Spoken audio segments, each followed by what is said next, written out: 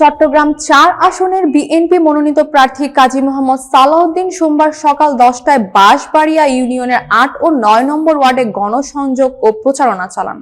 সীতাকুণ্ড প্রতিনিধি মোহাম্মদ রমিজ আলী জানান, সালাউদ্দিন ইউনিয়নের বিভিন্ন ওয়ার্ডে বাড়ি বাড়ি গিয়ে ভোটারদের সঙ্গে মত বিনিময় করেন এবং ধানের শীষে ভোট চান। গণসংযোগে তার সঙ্গে অংশ নেন কুমিরা ইউনিয়ন বিএনপির সাবেক সভাপতি ইদ্রিস মিয়া মনির, ৬ নং বাঁশবাড়িয়া ইউনিয়ন বিএনপির সাবেক সিনিয়র সহসভাপতি নুরুল ইসলাম, সহসভাপতি আলমগীর, যুগ্ম সম্পাদক দিদারুল আলম, যুগ্ম সম্পাদক কামরুল হাসান, ৯ নম্বর ওয়ার্ড বিএনপির সভাপতি ইউসুফ আজাদ, সাধারণ সম্পাদক মোহাম্মদ হারুন সহ যুবদল, শ্রমিক দল, স্বেচ্ছাসেবক দল ও ছাত্র দল সহ অঙ্গ সংগঠনের শতাধিক নেতৃকর্মী, নেতাকর্মীদের উপস্থিতি ও স্থানীয়দের স্বতঃস্ফূর্ত অংশগ্রহণে পুরো এলাকায় প্রচারণা উৎসব মুখর হয়ে ওঠে।